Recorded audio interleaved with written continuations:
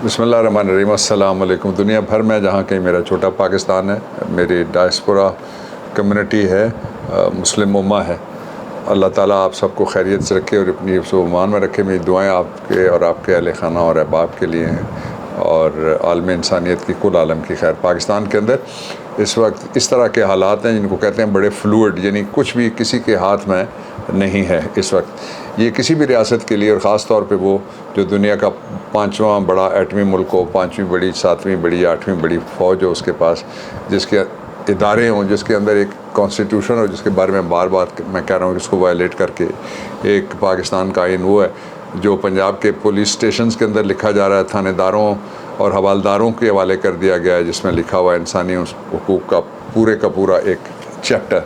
दूसरा ये कि 2 दिन मैं आपसे बात नहीं कर सका। कल भी मैंने कोशिश की, बहुत देर हो गई, परसों कोर कमेटी थी और आज फिर सारा दिन हम ज़मानतें कराने में मसरूफ़ रहे। जो पाकिस्तान तहरीक इंसाफ की बड़ी लीडरशिप है, उनमें से प्राइम मिनिस्टर हैं, सिंध के जो हमारी लीडरशिप है उनके ख़िलाफ़, जनरल सेक्रेटरी असद उमर के ख़िलाफ़, जो KP के महमूद ख़ान हैं चीफ़ मिनिस्टर, उनके ख़िलाफ़, जो गिलगित बल्तिस्तान के GB के हमारे चीफ़ मिनिस्टर है उसके ख़िलाफ़ और बाकी सारे लीडरशिप के ख़िलाफ़, और हज़ारों की तादाद में गिरफ़्तारियाँ हुई हैं, हो रही हैं। और उसके लिए तरीक़ा वारदात पे जाने से पहले कि क्या इस्तेमाल किया जा रहा है, मैं आपको ये बताना चाहता हूँ कि सुप्रीम कोर्ट ऑफ पाकिस्तान ने पैराग्राफ नंबर 5 है उसके ऑर्डर का, जो मैं कहूँगा कि लड़के आपको दिखा दें, जिनमें वाज़ेह अहकामात को उन्होंने बिल्कुल, वो मैं और कोई मुहावरा उर्दू का इस्तेमाल नहीं कर सकता, लेकिन इग्नोर किया, ब्लेटेंटली इग्नोर किया है और पाँव तले रोंद कर रख दिया। उसका सबब क्या है उसमें मैं नहीं जाना चाहता यहाँ पे, लेकिन मैं ये आपको बताना चाहता हूँ तरीक़ा वारदात ये है कि पिछली तारीख़ का एक रपट रोज़नामचा होता है जिसमें लिखा जाता है कि फ़लाँ वक्त पे ये एक रिपोर्ट आई है, वो खाली एंट्री करके वहाँ और FIRें उस डेट की काटी जा रही हैं और वर्क फाड़े जा रहे हैं जो FIR का रजिस्टर होता है, जिसको रपट रोज़नामचा कहा जाता है, और फिर कंप्यूटर जनरेटेड FIRें। और बड़ी मज़े का खेज़ बात यह है कि जितनी भी FIRें लिखी जा रही हैं वो सारी, उनका फ़ॉन्ट भी कैलिब्री फ़ॉन्ट की तरह से एक ही है, दफ़ात भी तरतीब में लिखे हैं, फ़लाना फ़लाना फ़लाना फ़लाना। ऐसा मुमकिन ही नहीं जब तक एक FIR नमूने के तौर पे सारे सूबों में और सारे थानों में किसी ने जनरेट करके कंप्यूटर के ऊपर ना भेजी गई हो। मैं कल कोशिश करूँगा आपको कुछ FIRें 3-4 दिखाएँ मुख्तलिफ़ थानों की और इलाकों की और सूबों की, जो एक ही कंप्यूटर के ऊपर बनाई गई हैं और उनमें कॉमा भी इधर उधर नहीं हुआ, सिर्फ थाने का नाम, मुलज़मों के नाम भी वही हैं, PTI की सारी स्टोरी बोर्ड जिसने लिखा वो भी सारे का सारा, स्क्रिप्ट राइटर भी उसमें सारे का सारा, अदाकार जो पीछे बैठा हुआ है वो भी कोई लगता है कि एक ही शख्स है या एक ही जगह पे बैठ के ये सारा काम हुआ है। ये पाकिस्तान की तारीख़ में इस तरह पहले कभी नहीं हुआ कि इतने बड़े पैमाने के ऊपर लोगों के ऊपर, जो अब तो जो आर्म्ड फोर्सेस के पाकिस्तान के अंदर सर्विस कर चुके हैं लोग बड़े इंपॉर्टेंट अहदे पे, उनकी वीडियोज़ ऑडियोज़ हैं, उनकी गुफ्तगुएँ हैं कि गैस 2 तरह की होती है। फिर जो पुलिस सर्विस के चीफ्स रह चुके हैं वो भी कहते हैं गैस 2 तरह की होती है। एक गैस वो होती है जिसको आप टीयर गैस कहते हैं, आंसू गैस जिसकी शेलिंग की जाती है, दूसरी नर्व गैस है। मेरी 2 ख़वातीन एंकर्स हैं जिनमें से एक ने कल मुझे मैसेज किया था, आज मेरी उनसे टेलीफोन पे गुफ्तगू हुई है, वो कहती हैं कि अभी तक हमारी आवाज़ ही नहीं खुल सकी, वो नर्व गैस थी जिससे वो मुतासर हुई हैं। एक इसका पहलू था सूरत हाल का। दूसरा पहलू ये है कि पाकिस्तान तहरीक इंसाफ के चेयरमैन इमरान खान इंशाअल्लाह फिर एक हम अगले इक़दामात जो हैं उनकी आपके सामने तफसील देने वाले हैं सारी की सारी। और उससे पहले सुप्रीम कोर्ट ऑफ पाकिस्तान से रिजू किया जा रहा है कि जो ऑर्डर आपने किया था उसकी रोशनी में ये वायलेशंस हुए और फर्दर फ्यूचर के लिए आप क्या कहते हैं। ये दूसरा इसका पहलू था।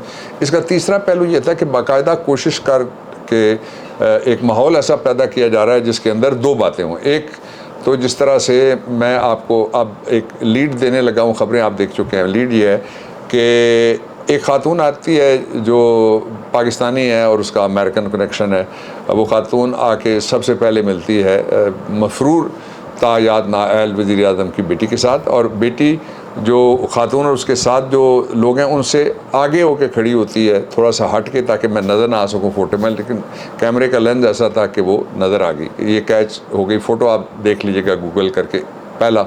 दूसरा वही ख़ातून जाती है और वो जाके, एक वफाकी वज़ीर है जो सेक्रेटरी इत्तलात भी पाकिस्तान मुस्लिम लीग नून, उसके साथ उसकी मुलाकात होती है। और फिर वही खातून जो है वो जाके किसी एक तीसरा हुकूमती शख्सियत है उसके साथ, ये वो मुलाकातें हैं जो मंजर आम पर आ गई। कुछ वो मुलाकातें हैं जिनमें से ख़ास तौर पे जो नायब वज़ीर-ए-आज़म बैठ के वहाँ मुलाकातें करता है, वो मंजर आम पर पाकिस्तान में नहीं आ सकती। ऊंची दीवारें जो आराम की कमाई से बने हुए जितने नाजायज़ मालात हैं जिनके बारे में उनको अभी तक पता नहीं लगा कि उसका मनी ट्रेल क्या है, वो हैं किसके ये भी तय नहीं हुआ। वो कहते हैं कि हमारी तो लंदन में क्या पाकिस्तान में भी कोई जायदाद नहीं है। तो ये सारा एक मंजरनामे का तीसरा चौथा हिस्सा था। एक अगला हिस्सा जो इस मंजरनामे का है वो ये है कि यहाँ से वही ख़ातून और उसके साथ एक वफ़द जाता है जिसमें एक सरकारी इदारे का कारिंदा भी शामिल है, और वो जाके इसराइल के मिलते हैं प्राइम मिनिस्टर के साथ। प्राइम मिनिस्टर ने बाकायदा उसकी ट्वीट करके मुलाकात को बड़ा खुशगवार करार दिया। वो खुशगवार तो नहीं है, हमारे लिए तो बड़ी नागवार है। पाकिस्तान के हुकूमत, मुसलमानों और जितने लोग फ़लस्तीन की हिमायत करते हैं कॉज़ की, और कायद-ए-आज़म अलैहि रहमत से लेके आज तक हमारी स्टेटेड पॉलिसी ये रही है कि हम जब तक दो रियासती वहाँ पे और फ़लस्तीनियों की जब तक सारी ज़मीन आज़ाद नहीं होती और जब तक क़िबला अव्वल वो फ़लस्तीन का दारुल खिलाफा नहीं होता, तब तक ये मसला हल नहीं होता। उस वक्त तक तस्लीम करने का सवाल ही पैदा नहीं होता। एक बहस ये चलाई गई है, पूरी ट्रिगर की गई है। मैं जो कह रहा था, दो काम हो रहे। एक दूसरा, मैं फिर दोहराने के लिए सिर्फ उस पर एक जुमला सिर्फ बोलता हूँ कि पाकिस्तान के जो 3 स्ट्रेटिजिक असासे हैं, एसेट्स हैं, उनको ख़तरे की बात। फिर आप आ जाइए पाकिस्तान के अंदर। दूसरा ये किया जा रहा है कि जो यूथ और घरों के अंदर जिस तरह चादर और चारदीवारी को तार किया गया और यूथ के साथ जो सलूक किया गया, वो ऐसा सलूक है कि जिनकी वीडियोस देखी नहीं जाती। और एक जगह नहीं बल्कि कई जगह पे, मैंने आपको रवात थाने के 6 बताए थे। एक आज किसी ने जो हमारी लीगल एक साइट है उसके ऊपर वीडियो भेजी कि कह रहे हैं कि ये बच्चा है जिसको पकड़ रहे हैं और उसको आग बुझाने के जुर्म में पकड़ रहे हैं। जो आग सरकारी एहलकारों ने लगाई थी वहाँ घास में, ताकि लोगों को दिखाया जा सके बड़ा तशद्दुद हो रहा है। और उस आग के धुआं के पीछे जो उन्होंने तशद्दुद किया, उसका एक मैं आपको पहलू ये बता देता हूँ कि बाकायदा जो बख्तरबंद गाड़ियाँ हैं वो ख़वातीन की गाड़ियों को मारी गई। ये बात मुझे ज़रताज गुल वज़ीर और दूसरी ख़वातीन ने परसों कोर कमेटी के इजलास में मुझे बताई। अच्छा, अब और भी बहुत सारी ख़वातीन इस्लामाबाद की जो आज कोर्ट में भी थी, वो भी ये बताती रही।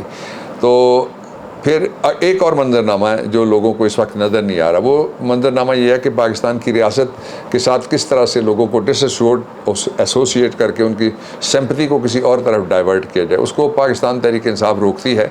और उसका सबसे बड़ा मुजाहरा जो पाकिस्तान की सिर्फ एक सियासी जमात कर रही है, वो ये है कि उसके तमाम मुजाहरों में, उसके तमाम जलसों में 2 काम होते हैं जो कहीं और नहीं होते। एक तो कौमी तराना पढ़ा जाता है हर रैली में, हर जलसे में, उसके आगाज़ में। और दूसरा ये कि पाकिस्तान के परचम होते हैं। अक्सर रैलियाँ ऐसी होती हैं जिनमें पाकिस्तान के परचम या ज़्यादा होते हैं या बड़े साइज़ के होते हैं और साथ पाकिस्तान तहरीक इंसाफ के होते हैं। ये हमारी लॉयल्टी, हमें किसी से सर्टिफिकेट लेने की ज़रूरत नहीं है। ये लॉयल्टी हमारी इस ज़मीन के साथ है, इसके साथ हमारी वाबस्तगी है, ये हमारी हिर्ज़ है, ये हम सब की पनाहगाह है। लेकिन लोगों की प्राइवेट पनाहगाहों को, घरों की दीवारों को तोड़कर, दरवाजे तोड़कर, शीशे तोड़कर, खिड़कियाँ और बालकनियाँ तोड़कर जो जंप लगा के अंदर गए थे, उनके ख़िलाफ़ अभी तक किसी इलाके में कोई कार्रवाई नहीं हुई। अब हमने उमर अयूब और जो हमारे आज़म सवाती हैं 2, इनके साथ जो ब्रूटलाइजेशन हुई, उनके जिस्म पे अनगिनत ज़ख्म लगे हुए हैं। उनके हवाले से कार्रवाई ये हुई है कि अस्पताल में से जो बन गई उनकी मेडिकल सर्टिफिकेट, लेकिन वो पुलिस साथ जाती है, लॉ ये है। और मेडिकल सर्टिफिकेट के बाद जहाँ जिसको हेड इंजरीज़ हों, उमर अयूब को हैं, तो वो उनको रेफ़र किया गया था रावलपिंडी के होली फैमिली हॉस्पिटल में। लेकिन शाम गया था कि उन्होंने फिर 3 दफ़ा दिन में फ़ोन पे मेरी बात हुई उनके साथ, आज़म सवाती साहब के साथ 2 दफ़ा रब्ता हुआ। और वो पुलिस, ज़ाहिर है पुलिस क्यों केस रजिस्टर करने देगी, इसलिए कि ये इम्पोर्टेड हुक्मरान जो हैं, रियासत भी इन्होंने एक तरह से कॉलोनी उसको बना के रख दिया और कानून को अपने घर की लौंडी बना लिया। ये मंजरनामा है। और इस मंजरनामे के बाद 3 तरफ आप नज़र रखिएगा। एक तो ये है कि इस इम्पोर्टेड हुकूमत का टाइम ख़त्म हो गया और उसके ख़ात्मे के साथ ही कोशिश ये की जा रही है कि किसी तरह से उनको इम्पोर्टेड वज़ीर-ए-आज़म जो बना हुआ है, इम्पोर्टेड का जो बच्चा है, उसको भी, दोनों को किसी तरह से वोट ऑफ कॉन्फिडेंस ना लेना पड़े और कोई और लोग ख़रीदे जाएं, तोड़े जाएं, इधर उधर से मिलाए जाएं या पता नहीं क्या किया जाए, वो भी इसके ऊपर लगे हुए हैं। मैं आखिरी बात जो आपसे कहना चाहता हूँ, इन हालात के अंदर आपकी तहरीक आगे बढ़ रही है, इन हालात के अंदर मंजिल करीब आ रही है, इन हालात के अंदर हमारे अहदाफ पाकिस्तान तहरीक इंसाफ के वाज़े हो रहे हैं। एक प्रोपेगेंडा ये भी किया जा रहा है कि फ़ैसला हो गया, और आपको मालूम है कौन प्रोपेगेंडा करने वाले जो प्रोपेगेंडे के सेंटर्स हैं हुकूमती, जिनको NGO नॉन गवर्नमेंटल ऑर्गेनाइजेशन हैं, लेकिन वो शरीफ ख़ानदान के स्पोक्स पर्सनस बने हुए हैं, लेकिन उनका क्लेम यह है कि उनको आज़ाद माना जाए, और ये भी क्लेम है कि उनको सुखनवर कहा जाए।